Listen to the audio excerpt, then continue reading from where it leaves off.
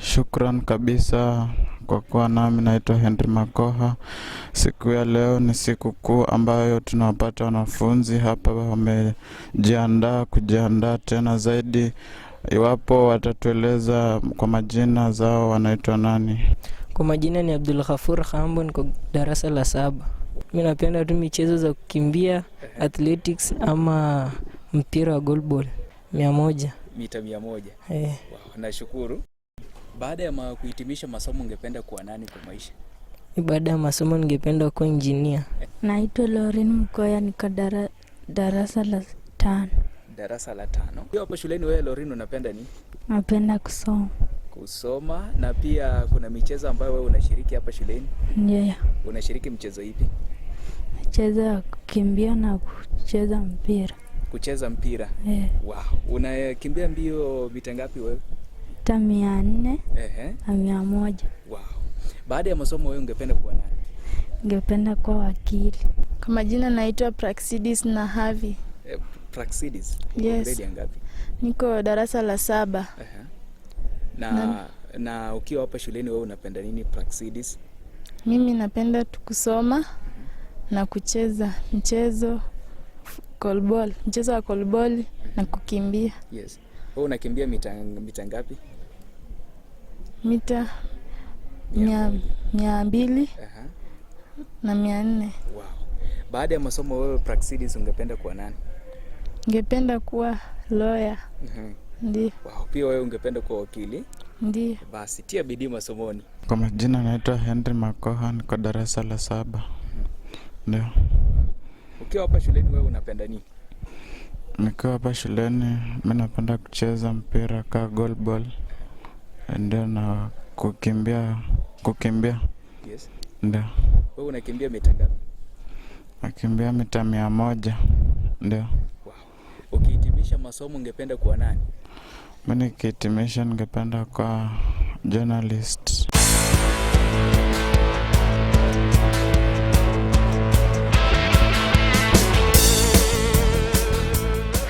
Parenting is a step that is important in life. Caring and giving children support that will make them succeed. What happens when the unexpected happens? Mother giving birth to a child that require special care. To understand more on how such children are coping on with education, I decided to visit Koyonzo Special School for the visually impaired in Matungu, Kakamega County. The only available institution for the visually impaired in Western Kenya. According to Madam Catherine Washiali, head teacher, Koyonzo Special School for the visually impaired, narrates that despite being their role as teachers to ensure that they give their best in terms of teaching, life has not been easy. My name is Catherine Washiali. I am the head teacher of Koyonzo Special School for the visually impaired. Koyonzo Special School started in the year 2006 as a unit. We started it as a unit when we were at Koyonzo Primary School. So the school started as a unit, and in 2014 the school became full-fledged. It was registered by the Ministry of Education, and we now moved from Koyonzo Primary and we now settled at Koyonzo Special School in our own piece of land. Currently, we have an enrollment of 105 learners, and among the learners, we do not only have the visually impaired, but we have 70 learners who are visually impaired, and the remaining are multiple. They have more than one disability, which means they are visually impaired, and some are autistic. They are both autistic and visually impaired. Some are mild mental, and they are also visually impaired. So we call them multiple disability. At Koyonzo Special School, we have learners from PP1, that is primary PP1, PP2. We also have a special class that we call foundation class. That one is for the learners who are multiple. They cannot follow the adapted curriculum like the visually impaired learners. So we have from PP1, PP2 up to standard 7. Our learners are placed by the EAC assessment. So we have our EAC assessors, and like here it is based at Mumias. So we receive learners from the our EAC assessors, then they are placed here with placement letters.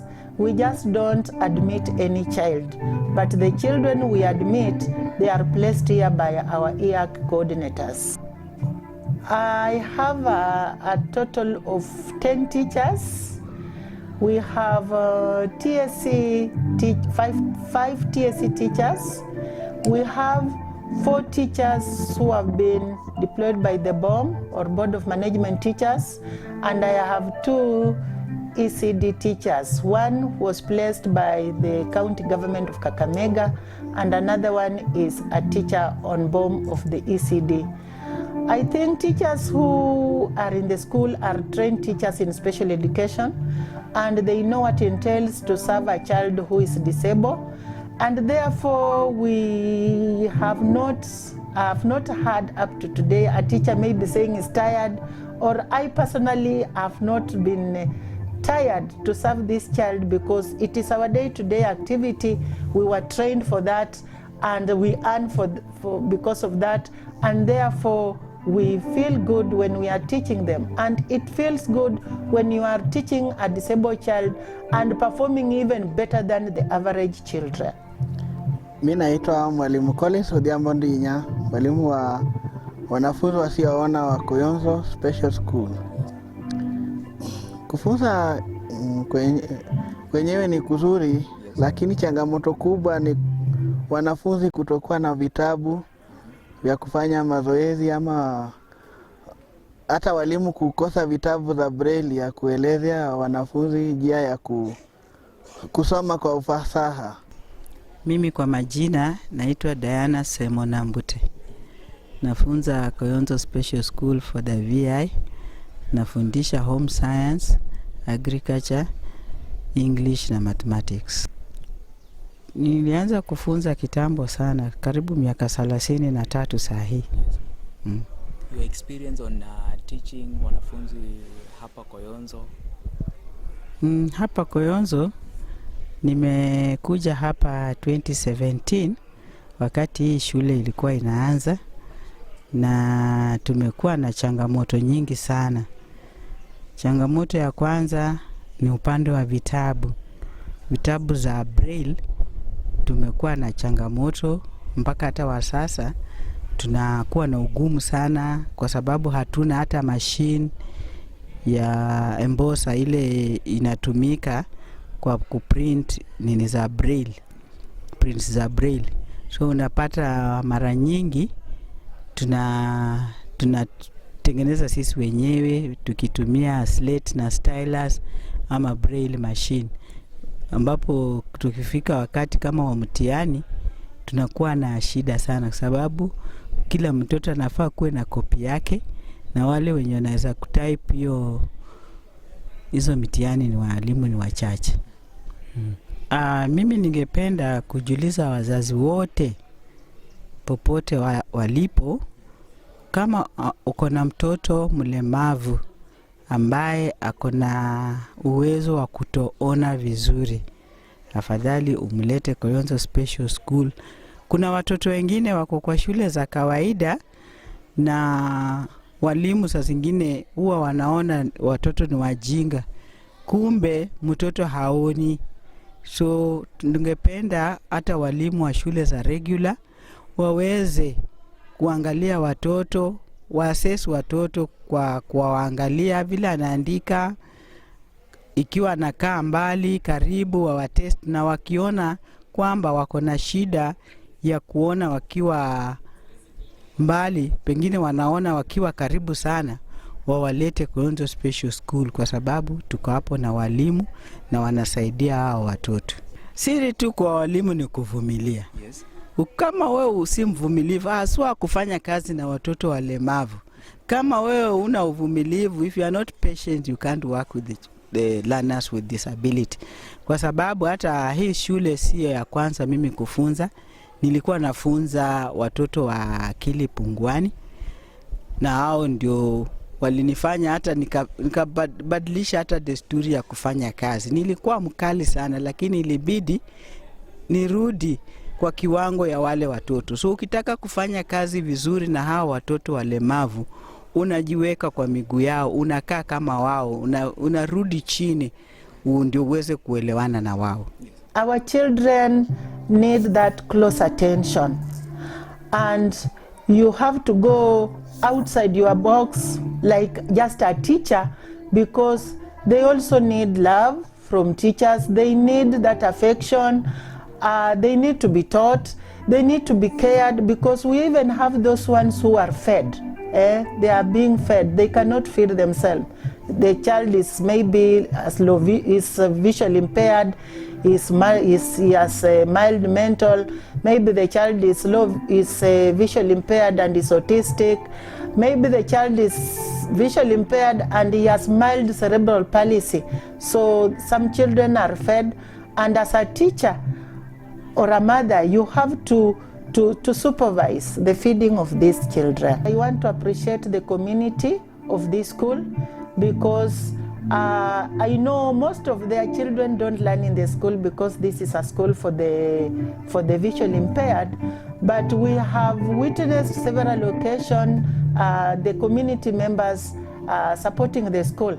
In fact, there's one time our school got banned, and it was saved by the community members. They are the people who came here, they helped the children, they took out the learners, they helped even in saving the situation. So we want to appreciate our community, and especially the Koyonzo community and Matungu community at large.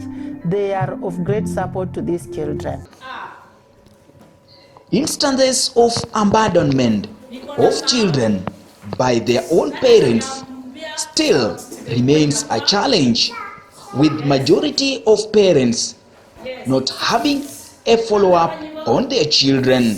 Children who are disabled, not all of them are accepted by their family members, and therefore we have some challenges here and there, and especially when it comes to the learning of these children.